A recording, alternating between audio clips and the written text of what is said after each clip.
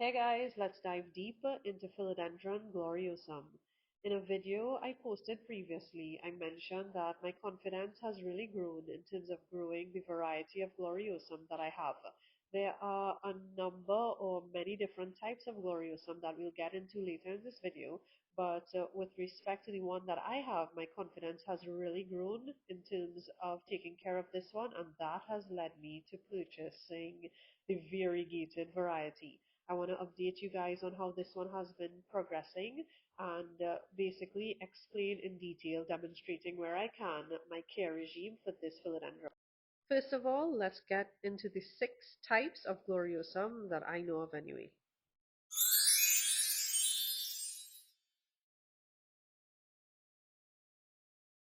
Okay, so there's Gloriosum green veins, that's the first one. The second one is Gloriosum white veins.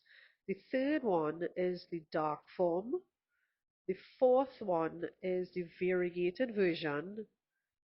The fifth one is the round form, and that refers to the leaf shape. And the sixth one is the Gloriosum pink back.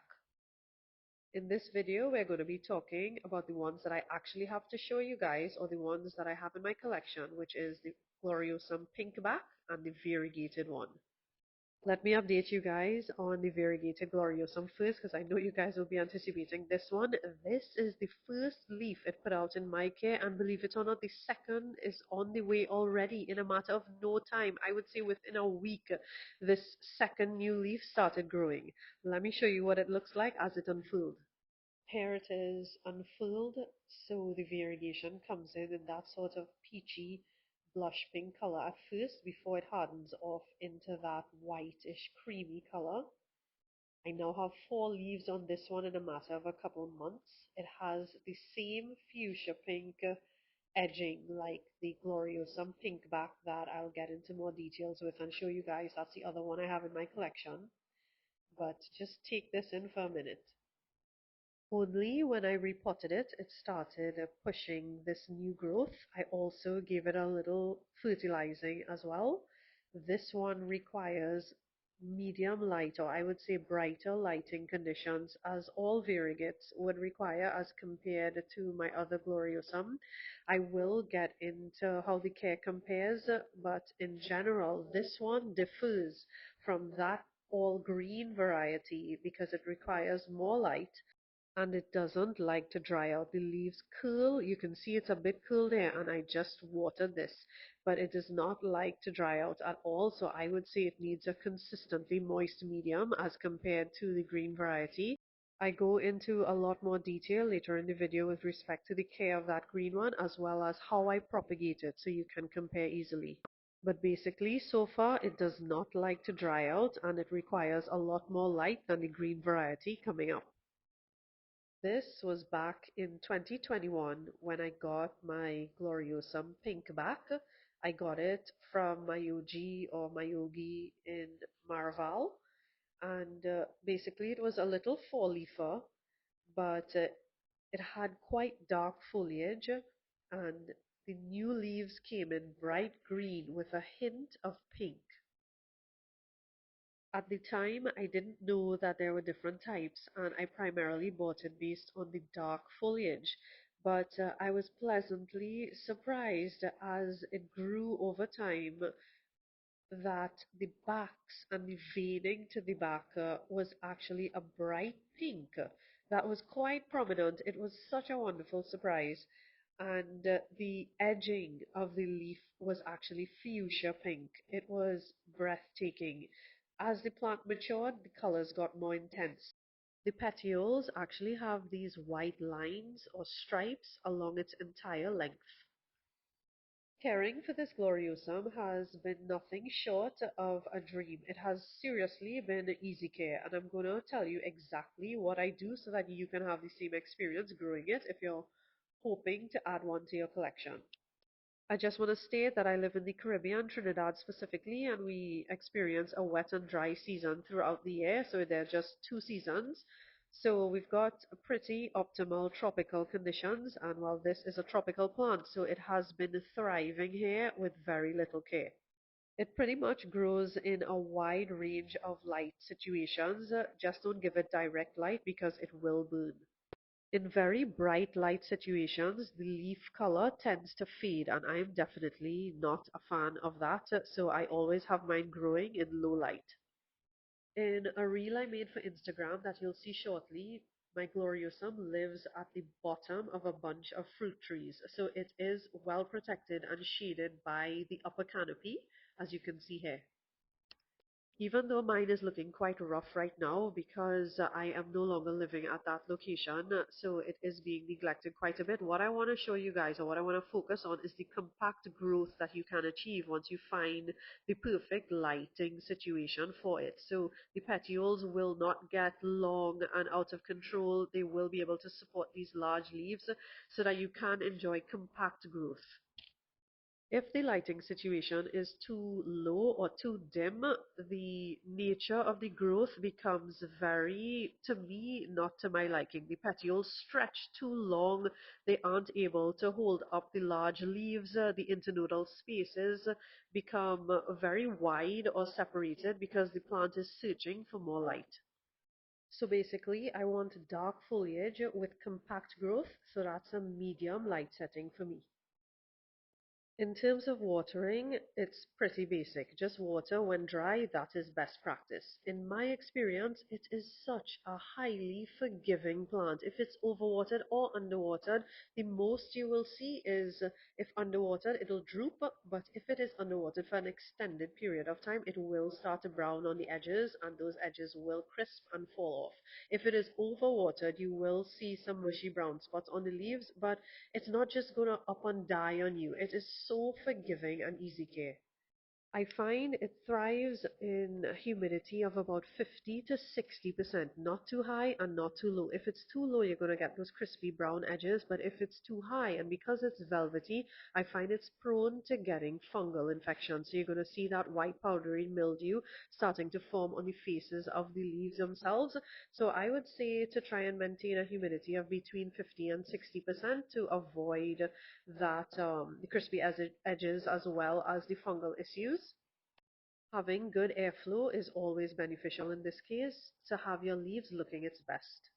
Maintaining a temperature of about 23 to 31 degrees Celsius has worked well for me. To fertilize, and this applies to all my plants, I'm currently using TPS1 that I get from Amazon. This is a liquid fertilizer. I prefer to feed my plants with a liquid fertilizer because I feel like the nutrients are more easily available or accessible to them as it's dissolved already. But I also really believe in foliar feeding, of which I do once a week. So basically, I mix the fertilizer into my spray gallon and I apply using my electric hose just like this. So I basically spray all the leaves with the fertilizer to ensure that the plant gets nutrition in this way too. Having gotten great results from growing this plant over the years, I decided to propagate it. Now, at this point, the plant was really overgrown and growing out of the trough, and as you can see here, I decided to air layer that piece of the stem that was coming out of the trough that you can clearly see here now, and basically the air layering worked super good. Each of these nodes rooted well, and I was able to remove it from the mother plant and cut that up even more into bits, to which each one of the propagations at that point, I think I had about 3 or 4 cuttings. Each one of them was successful, and I basically sold all of them off. And I definitely swear by air layering. It has brought 100% success. So if you have an overgrown gloriosum and you're thinking about propagating it, I definitely encourage you to go this way. It's also the safest way I find. The safest way meaning the highest success rate without stressing out the plant. So basically, the area that you're thinking about cutting is going to root before you actually make the chop, so that your success rate, or you're guaranteed then to get successful propagations because it's already rooted, as opposed to this method that you're going to see here. that I had to do last week basically in preparation to move this. I had to chop it into pieces to transport it to my new home, and basically I didn't have time to air layer this and leave it at that location to monitor it, so I had no choice to go this route. Now this method is also successful as I've seen online, so I said let me try something new as well, and I want to start bringing this plant home, so I'm going to show you exactly how I propagated it this week. So I took the big chunk off that was growing out of the trough. In the previous frame, you would have seen that that's what I air layered, but we're not doing that this time.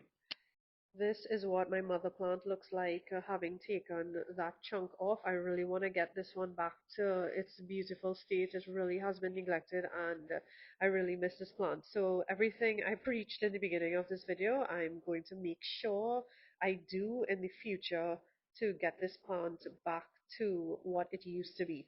So the first thing that I do when I take a chunk off like this is to remove all the dead matter, all those leaf sheets, just to prevent rotting as much as I can. And because of the shape of this too, having grown out of the container, I decided to make two cuts. So one has some aerial roots going, and this one doesn't have that much, so I think I'm going to put that one in water. I forgot to mention earlier that the Philodendron Gloriosum is a crawler, so basically it grows across the surface. Now, don't hold me to that because I find in most recent social media posts and on the internet, some people are trying to grow it up a pole. I might challenge myself to doing that, but for me currently, and with respect to my experience, I have only grown it as a crawler. So here I'm filling this trough with my premium aroid mix that I get from Utopia. I do not amend it.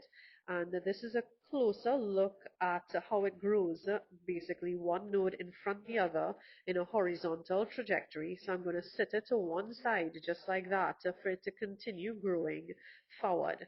Now, because it's a propagation that is, well, it's a cutting right now that is unrooted, it's going to be unstable in this pot. So I had to be quite innovative to stabilize it, and you're going to see shortly what I did. So I basically had to get a wooden trellis. I got this one from Centrascape to prop all the leaves from flopping over and to stabilize the cutting, making sure that it's close enough to the soil to root down into the soil. So what I'm going to do now is I guess it's kind of like air layering, but not in a true sense, because when you air layer, or in the concept that I was describing, the cutting was attached to the mother plant. In this case, this is not attached to the mother plant, but so I'm basically going to use moss to make sure it does not dehydrate and to stimulate rooting by having this medium, the moss, touch the cutting as opposed to just having it hanging above the soil. So this is going to just close that gap between the cutting and the soil, and I'm hoping maintain enough moisture to keep this as a viable propagation. I know that I'm going to lose some leaves. I know they're going to yellow and drop off because making that clean cut is always so stressful when it's such a big cutting as well on a plant that requires such hydration. I'm prepared to lose leaves. But basically, you've seen me Velcro the leaves to the trellis just to give it some additional support. And while this one, I know I mentioned that I'm going to put it in water, but I think I'm actually going to use lacquer and I'm setting it up similarly using a trellis to stabilize that cutting, and this is the final setup. I just placed some lacquer in there, and that's some coarse grain perlite that I had hanging around I just tossed in. So I'm hoping that this works also. I'll be sure to keep you guys updated in a future video. And one thing I forgot to mention is my pest control. So basically, I've only ever treated this with my weekly neem oil solution where I spray weekly. The neem is also antifungal, and basically that takes care of the spider mites by disrupting the life cycle. I find it's very prone to spider mites, or to getting spider mites. So I really stay on top of spraying this one with neem oil weekly, and that's all I've had to do since 2021. So I hope the information in this video was useful to you guys. Please comment below and let me know which Gloriosum you have, and I'll see you in the next one.